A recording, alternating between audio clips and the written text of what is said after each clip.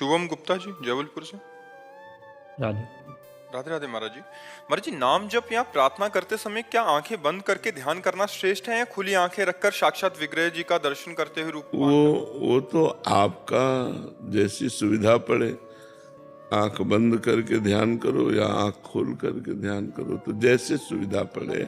मंदिर में जैसे महाराज जी जाते हैं, कहीं ऐसे गए घूमने कहीं, तो कोई भी मंदिर गए तो वहीं पर आंख बंद करके। नहीं, मंदिर में आंख बंद करने की जरूरत क्या है? मंदिर में तो सामने भगवान विराजमान, उनके दर्शन करते हुए भजन करे। और ऐसे है तो फिर आंख इसलिए पर्दा लगा लिया जाता है कि जो हम देखना चाहते हैं वही दिखाई दे, बार बार विक्षेप ना हो।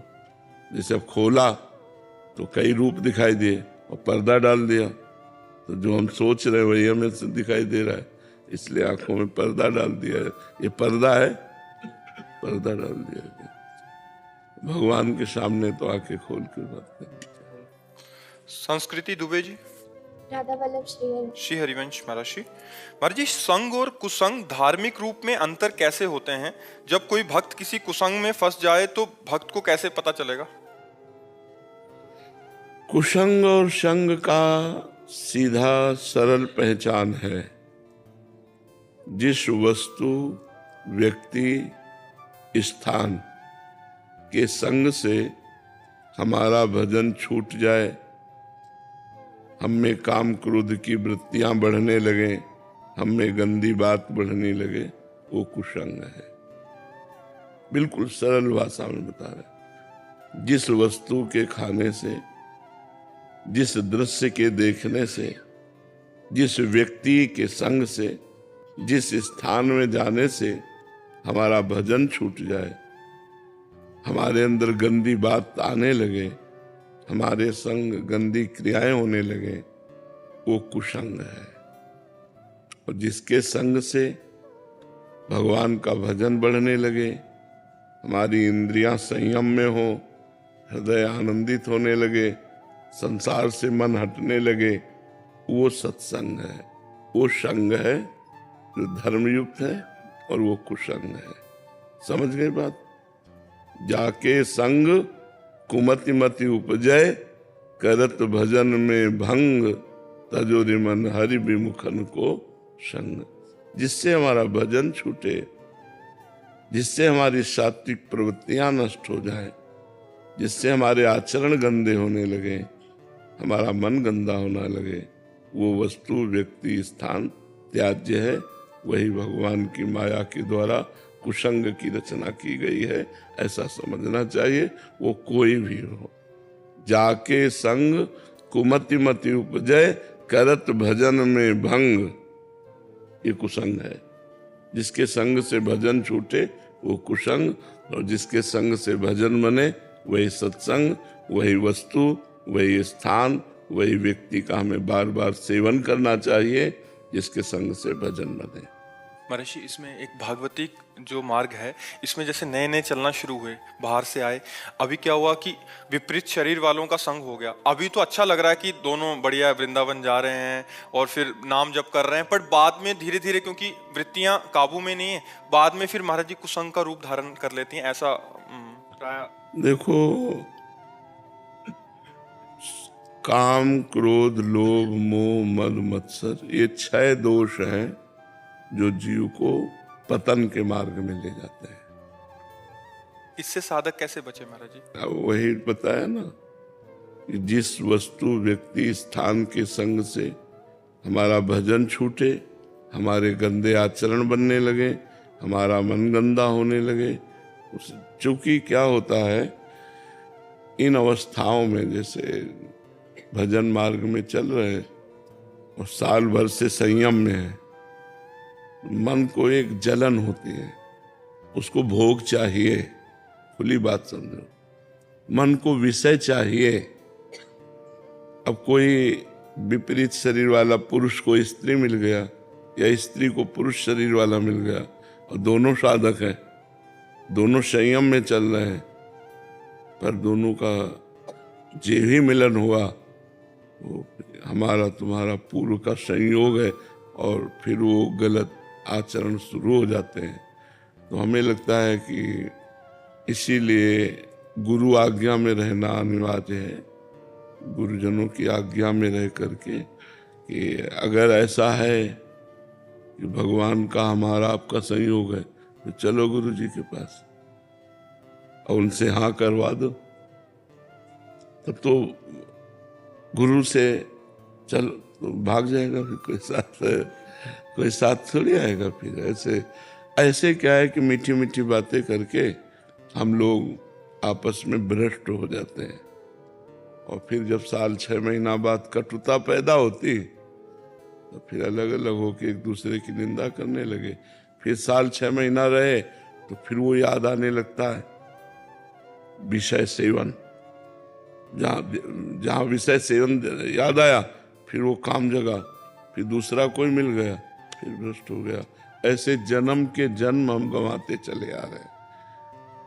बहुत मिठास है सोचने में, ध्यायतो विषयान पुंसान संगास्तेषुपजायते संगात संजायते कामा। ये बात बहुत समझनी साधक साधिकाओं को कि अगर आप वास्तविक भगवत प्राप्ति करना चाहते हैं और विपरीत शरीर का संग करेंगे, स्त्री शरीर का संग पुरुष शरीर का स्त्री शरीर, तो बचना असंभव है। चाहे जितनी कसम खा लो और चाहे जितनी पवित्रता से रहने का नियम ले लो, बच नहीं सकते। आज नहीं तो कल, कल नहीं तो परसों आप भ्रष्ट ही हो जाएंगे। अगर स्त्री शरीर को आजीवन ब्रह्मचर्य रहना है तो ऐसे कथा सत्संग आदि की बात अलग है, अपने वास में निवास में प्रवेश नहीं होना चाहिए। बहुत सारा युवा वर्ग आपसे जुड़ा हुआ है, कॉलेज के बच्चे जुड़े हैं, वो नए बच्चे हैं, बाहर से आते हैं। तो प्रायः हम आपको बताएं ना, ये गंदगी बहुत फैल रही कि हम तुम साधक हैं। जी महाराज जी, वो संग तो अच्छे के लिए हुआ, दोनों भगवत प्राप्ति के मार्ग पे चलेंगे, फिर वो कुसंग में परिणत हो गया। हाँ, अब जैसे नई बच्चियां नए बच्चे भजन करना चाहते हैं, अब अंदर इंद्रियों की विलासिता मांग कर रही भोगों की, तो कहीं ना कहीं आकर्षण हुआ, वो भजन नहीं हो। पर बचना चाहे तो बच सकता है, जब आप ही नहीं बचना चाहते तो कौन बचा सकता है। जब आप ही भ्रष्ट होना चाहते हैं, बिल्कुल रकील खींच दे और भगवान का भरोसा रखे, भजन करे तो बच जाए। नहीं तो मन बहुत बेईमान है ना, वो ऐसे राजी कर देता है कि यार कुछ तो है जो संसार आसक्त है, इसमें साधक सोचता है और मेरा मन लालच, एक बार देख लेते हैं, और एक बार गया कि ऐसा दलदल है, निकल पाना बड़ा कठिन होता है। तो हमें लगता है जिसके संग से हमारी इंद्री, हमारा मन भगवान से विमुख होकर भोगों की तरफ जाए, वो सीधा कुसंग है। कोई भी हो, मन बड़ा बलवान है, जब तक भगवत प्राप्ति नहीं हो जाती तब तक ये भ्रष्ट कर सकता है, चाहे 50 वर्ष का हो चाहे 80 वर्ष का हो। ये कुछ इससे फर्क नहीं पड़ता, मन में कोई फर्क नहीं पड़ता। चाहे वो 80 वर्ष का वृद्ध हो, वो भ्रष्ट आचरण की तरफ चेष्टा करेगा। जब तक मन भगवदाकार नहीं हो जाता, मन ब्रह्म साक्षात्कार नहीं कर लेता, तब तक ये सब हालत बनी रहेगी। और ये बहुतायत होगा। बहुतायत इसलिए होगा कि इंद्रियों को रोकना और मन को रोकना बहुत कठिन है। ये जाने मोरी छाती बचपन से बाबा जी है ना, बहुत रोग आके इस मार्ग में आगे बढ़ा जाता है। ऐसे थोड़ी बढ़ जाएगा कोई, ऐसे कोई नहीं बढ़ सकता ये मैं निकल गया, ऐसा नहीं। कोई नहीं पीड़ा समझता हृदय की। जो संत हृदय की पीड़ा होती है उसे केवल भगवान समझते हैं। एक एक कदम कष्ट में सहते हुए, आखिरकार मनुष्य ही तो है, हृदय में उनके भी है, पर कोई तभी भगवान फिर कृपा करके दर्शन देते हैं जब देखते हैं सब कष्ट सहते हुए मेरे लिए, तब भगवान अपना लेते हैं।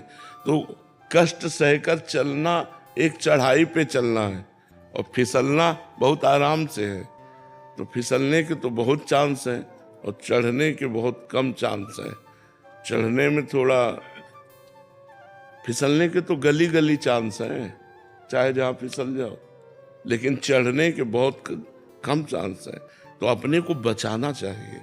अपने को इतना दृष्टि में तो समझ में आ ही जाता है कि हम फिसलने जा रहे हैं, और पर वो फिसलना अच्छा लगता है, बात ये है ना। इसलिए साधुकों से प्रार्थना है कि गृहस्थ धर्म को अपना करके चलो, पाप कर्म मत करो। अगर आपके मन में पुरुष या स्त्री के प्रति आकर्षण है तो आप गृहस्थ धर्म, भगवान ने बनाया है, चोरी चोरी क्यों, भयभीत होके क्यों, स्वीकार करो, दोनों पति पत्नी बन जाओ और गृहस्थ धर्म में आराम से चलो और भजन करो। और जब तुम्हारा भोगों से मन निवृत्त हो जाए, दोनों कसम खा के वैराग्य ले लो अंदर वाला और भजन करो। नियम ले लो कि आजीवन ब्रह्मचर्य रहेंगे, अब भजन करो। वो तो ठीक हमें लगा, लेकिन ऐसे इधर उधर दृष्टि मारना हो, ये सब तो चाहे बच्ची हो चाहे बच्चा हो, चाहे साधक हो चाहे साधिका हो, हम प्रार्थना करते हैं कि यदि विरक्त मार्ग में कदम रखो तो आजीवन जलना है। ये हमारा शब्द याद रख लो, जलना है, सिर्फ जलना है। क्योंकि जब तक पूरे पाप नष्ट नहीं हो जाएंगे, जब तक मन इंद्रियां पवित्र नहीं हो जाएंगी, तो भगवान का दर्शन खिलवाड़ समझते हो क्या? निर्मल जन मन सो मोहि पावा, मोहि कपट छल छिद्र न भावा। भगवान क्या कह रहे? कपट छल दोष इनका त्याग करके जिसका मन निर्मल हो गया है वो मुझे प्राप्त कर लेता है। बहुत भगवान की प्राप्ति के लिए गुरु आज्ञा में आजीवन अर्पित कर देना, बहुत संभल के अर्पित करना, बहुत संभल संभल के कदम चलना, नहीं तो बहुत कठिन है। ये आग रखी हो और ये घी रखा हो तो संयोग हो या ना हो, घी पिघल जाएगा कि नहीं पिघल जाएगा? आग रखी है और ये घी रखा है, दोनों के बीच में जगह है, लेकिन घी की आप आकृति देखते जाओ वो पिघलता चला जाएगा। ऐसे ही स्त्री पुरुष का संग है, संयोग ना हो तो भी मन हमारा पूरा पिघलता चला जाएगा और वो भगवान से विमुख हो जाएगा।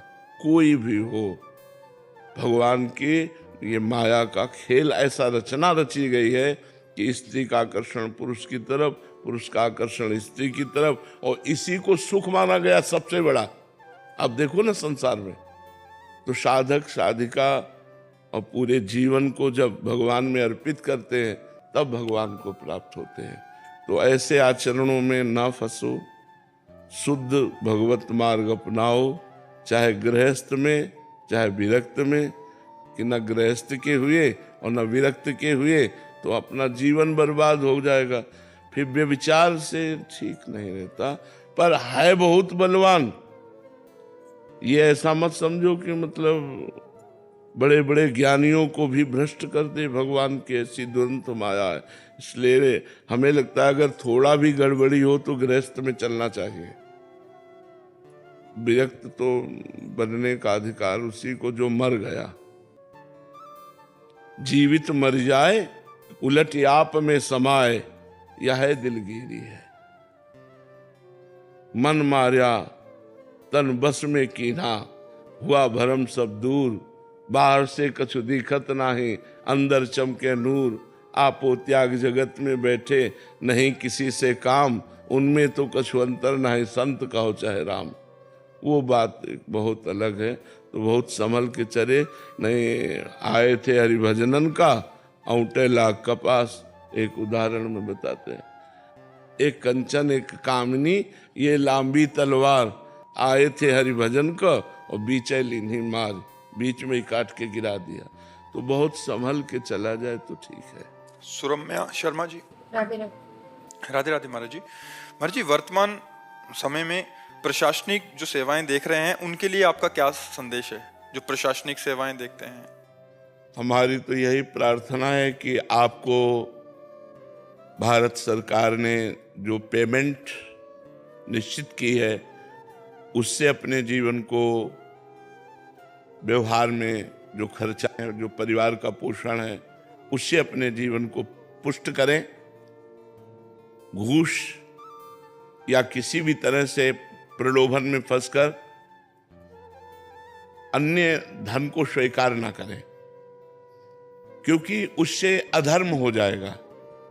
यदि कोई दोषी पुरुष आपको रुपए दे करके अपने पक्ष में आपको करके बच जाता है और निर्दोष दंड पाता है, तो आपकी हानि हो जाएगी।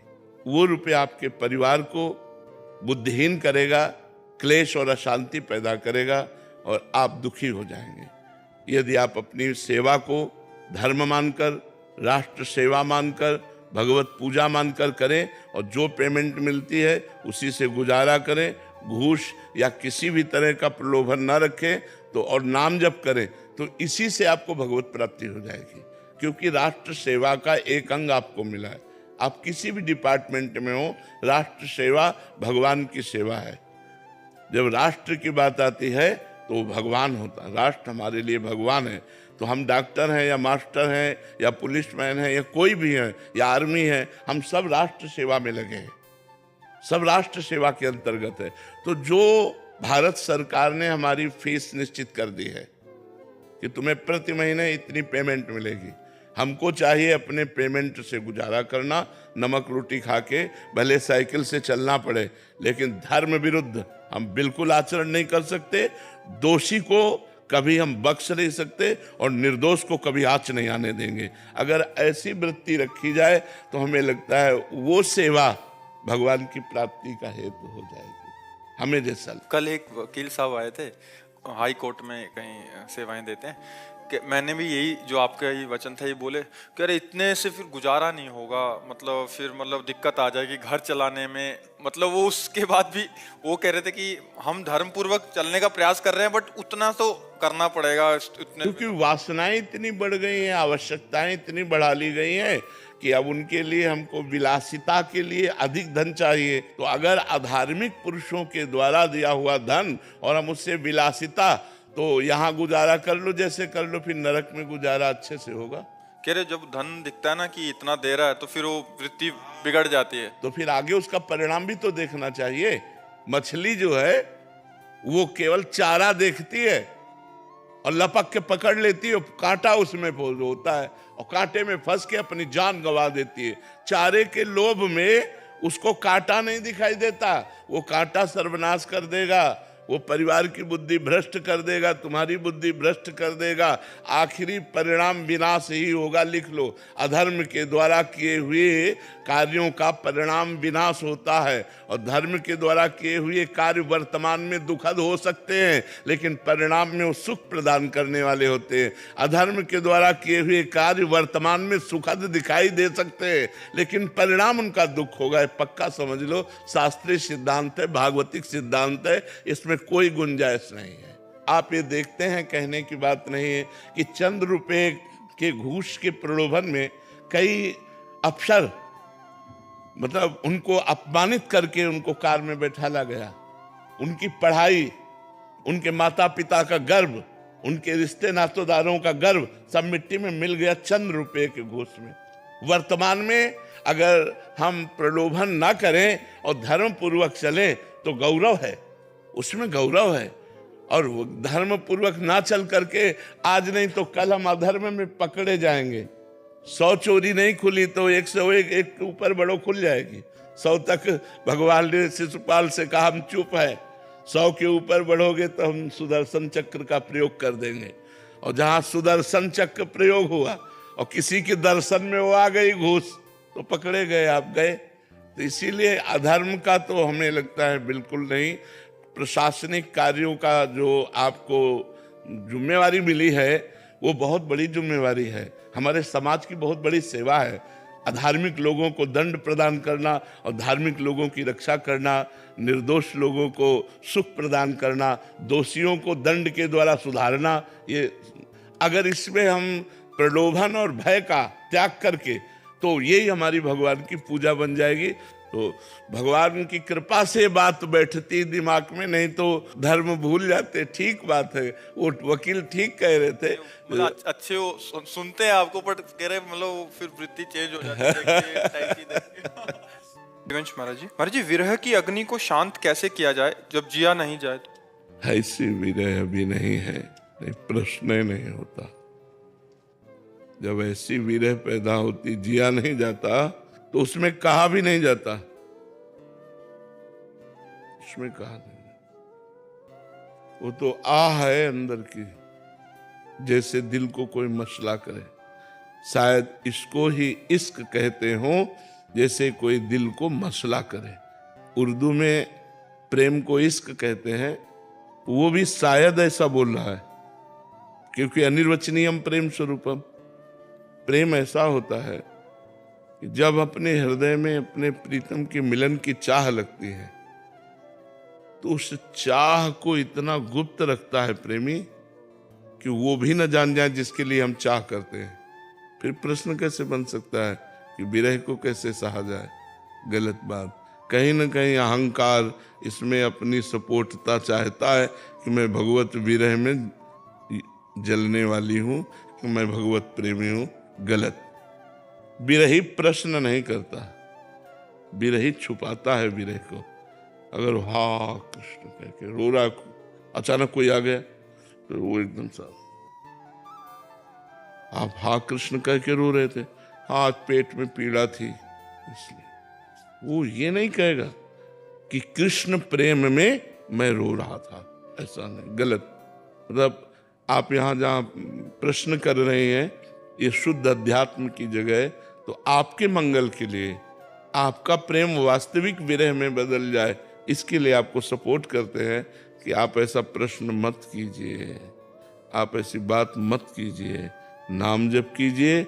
और जो विरह होता है वो अपने आप हृदय में सबको चबा जाता है, अहंकार को, मन की चंचलता को, दुर्वासनाओं को, और यहाँ तक कि जीवत्व भी नहीं रह जाता। वो ईश्वत्व में परिवर्तित। तस्मित जने भेदा भावात, भगवान और भगवान के जन में अभेद स्थिति हो जाती है, वो भगवत स्वरूप हो जाता है। भगवत स्वरूप होकर भगवान में, तन्मय में, पर वो ये जानने नहीं देता किसी को। जैसे आपकी जेब में 1 करोड़ रुपया हो तो बार बार हाथ रखें आप, कोई मुझे कुछ है क्या बार बार हाथ रखते हो? नहीं, वहाँ खुजला रहा था इसलिए खुजला। आप ये नहीं बताएंगे कि 1 करोड़ रुपया है। जब लौकिक धन को हम नहीं बताते तो हम पारलौकिक परम प्रेम धन को हम कैसे बता सकते हैं? हिम्मत ही नहीं बताने की। अनिर्वचनीयम प्रेम स्वरूपम। इसलिए कहीं ना कहीं थोड़ा सा जो अहम है वो स्वाद लेना चाहता है, इसलिए प्रश्न हुआ विरह। चूंकि बहुत ऊंचा प्रश्न है विरह संबंधी, इसलिए इसको छुपाइए, छपाइए मत, इसको अंदर कीजिए। महाराज जी, जैसे हम लोग भगवान की पूजा करते हैं, श्रृंगार करते हैं, घर में करते हैं, सब लोग देखते हैं, वो भी प्रेम जताने का एक तरीका है? नहीं, प्रेम उसमें वो तो हमारी दिनचर्या है। हम गा रहे हैं, हम नाच रहे हैं, हमारा उद्देश्य अगर हो गया कि मैं गाऊं और ये लोग प्रभावित हो जाए, वो हो गया दिखावा। हम नाचूं और ये हमारी दिनचर्या है भगवान के गीत। दिख जाना बात अलग है, दिखवाना अलग बात है। हमें नहीं चाहना कि ये वाह वाह करे, वो वाह वाह कर देते उनकी बात है, वो गाली दे उनकी बात है, हमारा उद्देश्य नहीं। तो बैठे अपना भजन कीर्तन हो रहा, श्री जी का श्रृंगार हो रहा, आरती हो रही, नाच रहे, कूद रहे, भगवान का जस गा रहे। हमें दिखाने का उद्देश्य नहीं है, हमारा उद्देश्य है अपना स्वयं दिनचर्या करना। हमारी ये दिनचर्या है, दिखावा नहीं है। राधे राधे महाराज जी। महाराज जी, मैंने अभी तक कोई गुरु नहीं बनाया, सारे संत जन ही पूजे लगते हैं, कैसे पता चले कि गुरु महाराज किसे बनाए? भगवान से प्रार्थना करो। कृपा सिंधु नर रूप हरि, कृपा सिंधु भगवान श्री हरि ही नर रूप में गुरु रूप से हमें मिलते हैं। तो उन्हीं से प्रार्थना करो कि प्रभु आप मुझे स्वीकार करें। मेरी इतनी क्षमता नहीं कि मैं आपको पहचान सकूं कि गुरुदेव भगवान के रूप में आप कहाँ हैं। तो आप कृपा करो और मुझे स्वीकार करो। भगवान ही गुरु रूप है। बन्नो गुरुपद कंज कृपा सिंधु नर रूप हरि। कृपा सिंधु नर रूप हरि। हरि ही नर रूप में कृपा करने के लिए गुरुदेव के रूप में विराजमान होते हैं। गुरु साक्षात परब्रह्म। तो हम उन्हीं से प्रार्थना करें, वही जो हमारे गुरुदेव होंगे हमें खींच लेंगे, हम या आकर हमें स्वीकार कर लेंगे। भगवान से प्रार्थना करो। भगवान से प्रार्थना करोगे तो सच्ची जगह जोड़ देंगे, वही मिला देंगे, क्योंकि वही गुरु है। वही कृपा सिंधु नर रूप हरि, वही मनुष्य रूप धारण करके जगत का कल्याण करते हैं। तो उन्हीं से प्रार्थना कीजिए।